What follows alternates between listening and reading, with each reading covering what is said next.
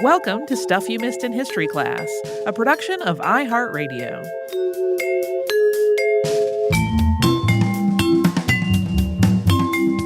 Hello and welcome to Casual Friday Chatter with Holly and Tracy. I'm Holly Fry. I'm Tracy V. Wilson. Our first episode this week was kind of all casual chatter. That's exactly what I was thinking. It was like we had Casual Friday on Monday. Yes, in talking about this wild time that we are living through. But then we got to talk about someone that you picked out and who is one of the more charming figures we have talked about in recent history, in my opinion. Yeah, lighthouse keeper Ida Lewis. So I had a circuitous path of getting to this topic that I alluded to at the beginning of the episode. This sort of illustrates how my working life has changed. The first thing was I had thought about doing an episode on the Athenian plague, and I'm not saying I'll never do that, but so many of our listeners have talked about how stressed out they have been, and were so appreciative when we dropped a playlist of just goofy offbeat stuff that I was like, maybe a really stressful episode about a plague is not where I want to go right now. Yeah.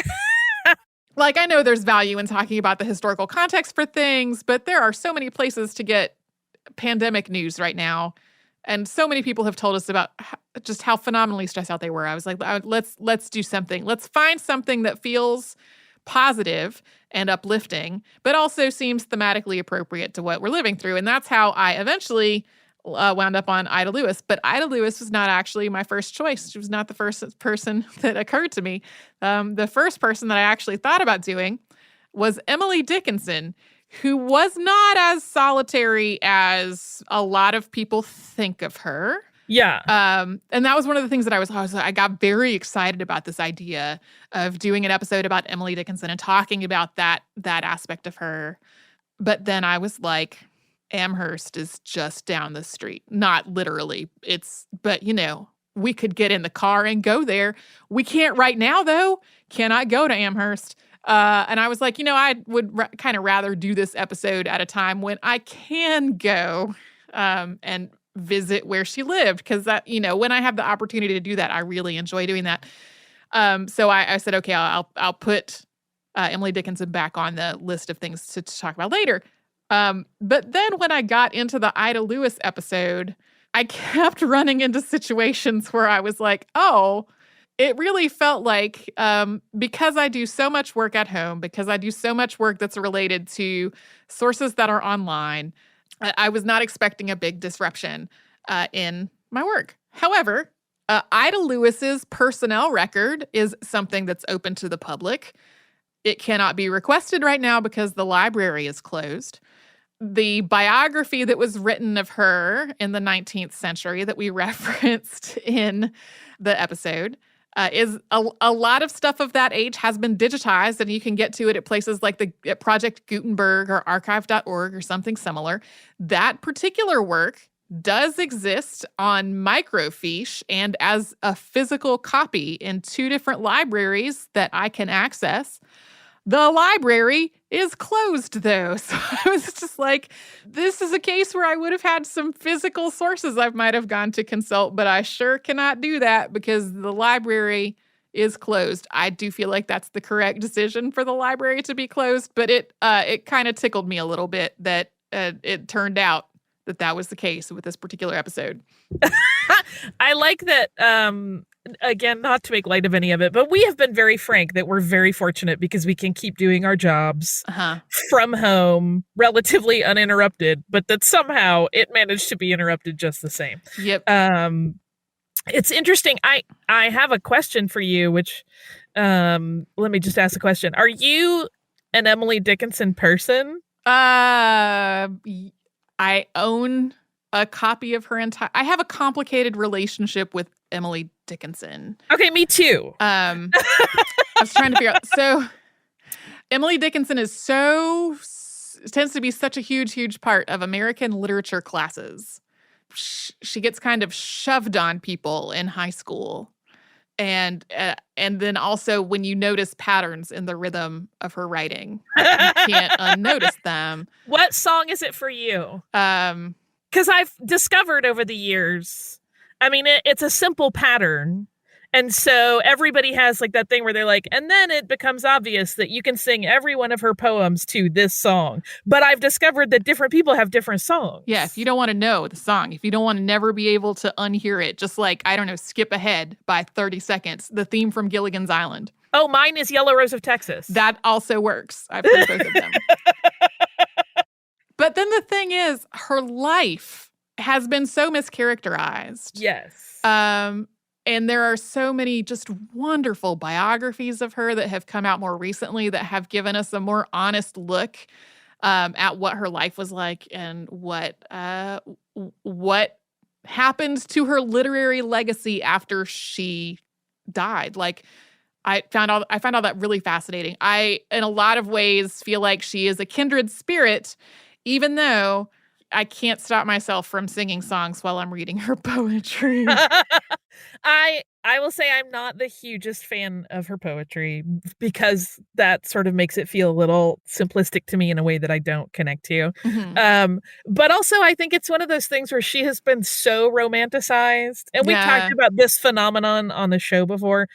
She and her biography and her life story has been so romanticized that it does the great disservice of completely occluding the person that she actually was. So I'm glad that you're planning an episode because it will be our Emily Dickinson Mythbuster. We will keep our fingers crossed that at some point the pandemic has ended. And, you know, the places in Amherst, Massachusetts that are related to her life will be open for visitors again. And I will coerce my husband into going on a road trip with me, which is actually that might, I don't know. I don't know what I have not asked him about this at all. He has been just very accommodating and on board various times that I have suggested some random road trip to go to, usually somewhere in Massachusetts or an adjacent state, to do some kind of podcast research. He's been on board. He's been game for all of that. Possibly because of the ubiquity and weird representation of Emily Dickinson in most people's high school lives. I don't know if you would be on board for that one. I could just go by myself. It'd be fine. That's true. Yeah. I'm trying to think of any that I don't think I have any in the hopper right now that I'm like, I would like to travel to go check this out. Well, another place that is not quite as close to here, but is doable and is somebody that everybody a lot of people have gotten a lot of requests to talk about Lucy Maud Montgomery. Mm-hmm. I know. Prince Edward Island, though, it's just right over there. When we can all travel again, I would like to go to there. Yeah. That's less of a day trip and more of a weekend trip, though. Right. I keep thinking about where I would want to travel first when all of this blows over, presuming we make it through and all of the places I might want to travel are once again open and available. I mean, I don't know who I'm kidding. I'm getting in the car and going to Disney World. I don't. Right. The minute you have a chance. I also want to make it clear, and just in case anybody is feeling frustrated, we understand absolutely that this is not something that is literally going to just go away without human beings taking concrete steps to stop it. So when we say blow over, we don't mean like a magical fairy is going to make it stop being a pandemic. No, I mean when we are on the other side of this. Right. However long it takes to get on the other side of this. With, we hope, as little minimal cost as possible. As minimal loss as possible, we hope. I mean, I think we're all thinking about what it's going to be like to resume normal life. Mm-hmm. And part of that for me is because I have been traveling so much. Part of it is where would I travel to just for fun? Yeah. Initially, it's one of the things that we think about. But yes, I'm sure there will be somewhere historically relevant that I will go. I don't know where yet, though. I will want to probably go everywhere after not being anywhere for a while. So we'll see. Yeah, we'll see. Oh, and just in case people are curious, we were planning to go to Italy in May.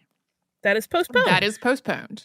Yeah. To October. Just in case people were like, whatever happened to the Italy trip? That's what happened. The folks that have booked on it are all aware. Yeah. Yes. Yes. Michael, who handles all of those travels and who managed our trip to Paris last year, has been really great about making sure that everybody's bookings can transfer over to later in the year and getting that all ironed out and squared away. So universe willing, we will be in Italy in October. Hopefully. You have questions about the cruise to Alaska that we have advertised on the show as well. That is not something that Holly and I are personally involved with planning. So you would need to contact, like if you're booked on that, you would need to contact whatever information you got when you booked that. Yeah. Yeah, that's we are still trying to figure out what is going on with that as well. So we don't have any updates there. Right. But in the meantime, everybody continue to take care of yourselves and stay safe.